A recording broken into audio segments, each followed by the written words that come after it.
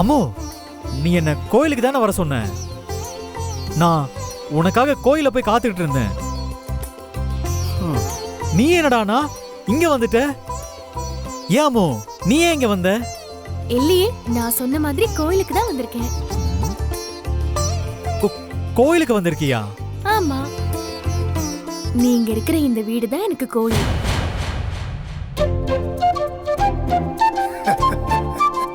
அதனாலதான் நான் இங்க வந்தேன்.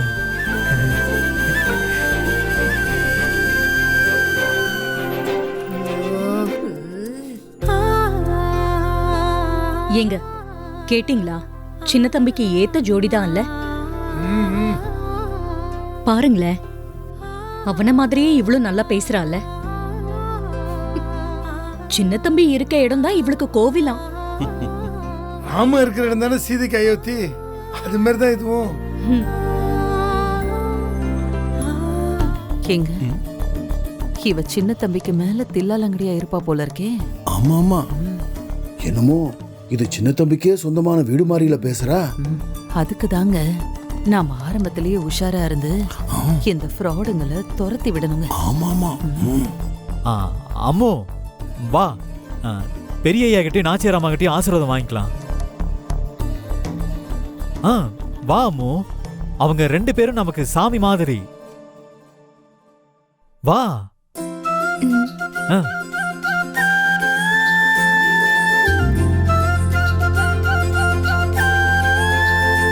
வாங்க.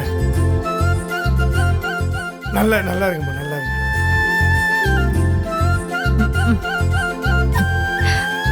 நல்லா இருங்க, எந்திரிங்க. இது பாருமா, கூடிய சீக்கிரம் உங்க 2 பேரையும் மாலையும் கழுத்துமா நான் பார்க்கணும். சின்ன தம்பி கிட்ட கூட அத சொல்லிதான் நான் அவனை கோயிலுக்கே அனுப்பிச்சேன். உங்க கல்யாணத்தை நடத்தி வைக்க வேண்டியது என்னோட பொறுப்பு. உன் அப்பா அம்மா யாரு, எங்க இருக்காங்க, எல்லா விவரமும் சொல்லு.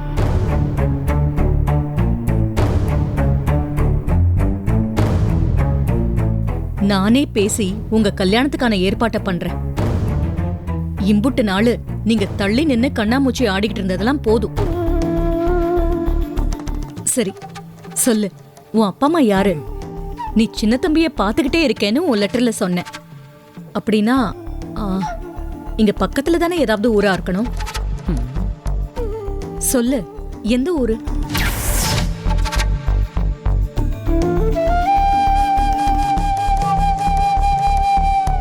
அம்மோ, நாச்சிராமா தான் கேக்குறாங்கல்ல, சொல்லு.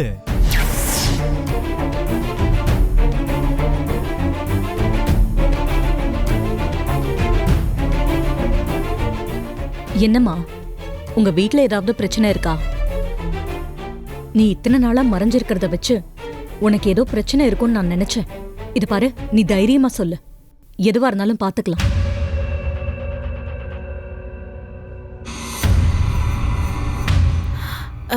அது சின்ன தம்பி கிட்ட நான் கொஞ்சம் தனியா பேசணும்.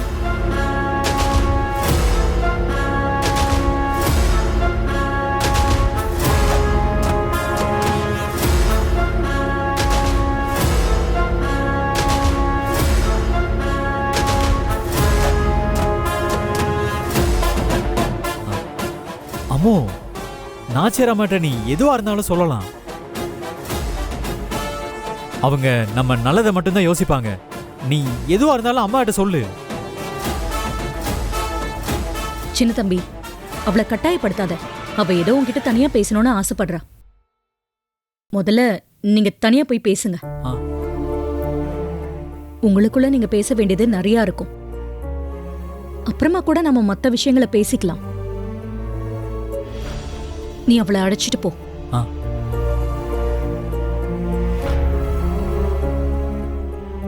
அழைச்சிட்டு போடா. டேய், சொல்றாங்கல்ல, போ, கூட்டு போய் தனியா பேசு. சரிங்க பெரியய்யா. அம்மோ, வா அம்மோ.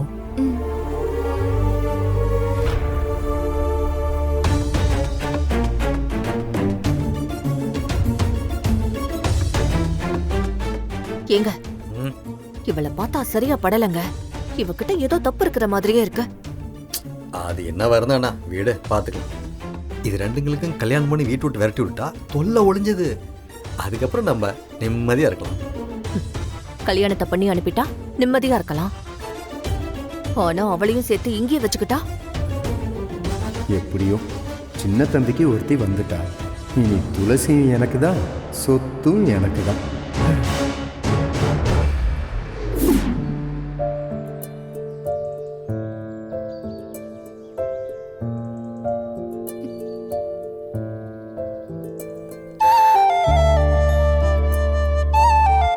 என்ன சின்ன தம்பி, ஏன் இப்படி பார்த்துட்டே இருக்கீங்க? பார்க்காம எம்புட்டு நாள் ஆசை தெரியுமா?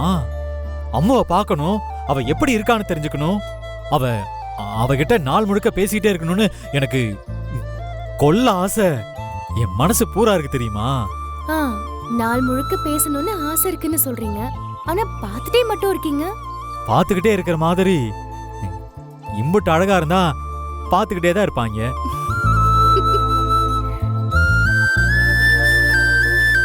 சரி, நீ என்கிட்ட தனியா பேசணும்னு சொன்னேல, சொல்லாமோ என்ன பேசணும்?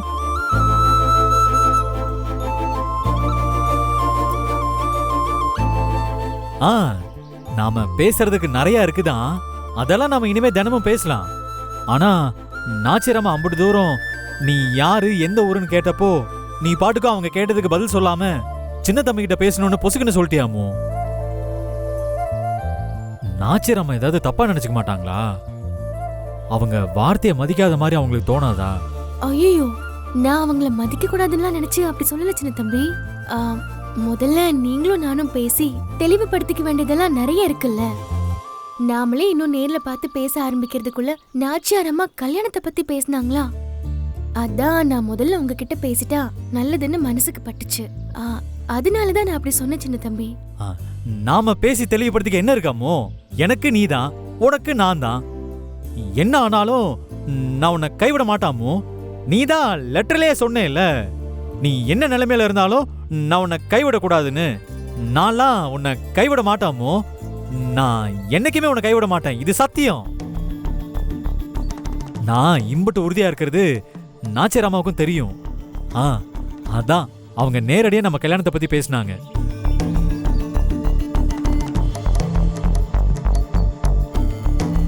அம்மு, என்னமோ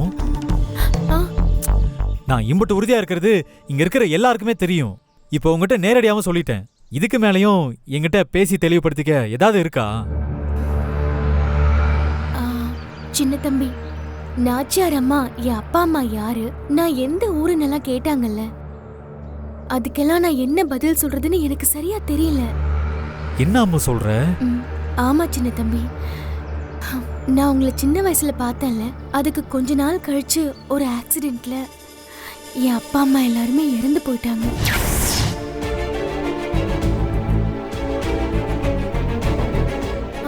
எனக்குமே மெமரி லாஸ் ஆகி நான் யாருன்னு கூட தெரியாம ரொம்ப நாள் இருந்தேன்.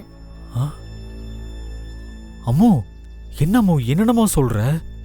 ஆமா சின்ன தம்பி, ஒரு ஆசிரமத்துல தான் நான் வளர்ந்தேன். அங்க இருந்து தான் நான் படிச்சேன். உங்களை ஒரு தடவை ராம்நாட்ல பார்த்தேன்.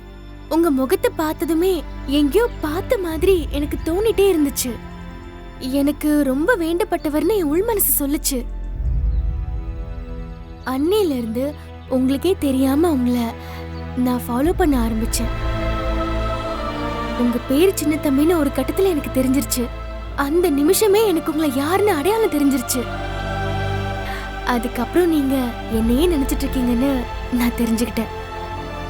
எனக்கு யாருமே இல்லைன்னு நினைச்சிட்டு இருந்தப்போ நான் தான் எல்லாமேன்னு நீங்க எனக்காக காத்துட்டு இருக்கீங்கன்னு தெரிஞ்சுக்கிட்டதும் நீங்க சொன்ன மாதிரி இந்த உலகத்தையே ஜெயிச்ச மாதிரி தான் எனக்கும் ஃபீல் ஆச்சு சின்ன தம்பி. அந்த நிமிஷமே ஓடி வந்து நான் தான் உங்க அம்மான்னு சொல்லி உங்க முன்னாடி வந்து நிக்கணும்னு நினைச்சேன். நின்னு இருக்கலாமே அம்மோ, அப்பவே ஓடி வந்து நின்னு இருக்கலாமே. நான் கொண்டாடி இருப்பேனே. ஏன் இம்புட்டு நாள் தள்ளியே இருந்த?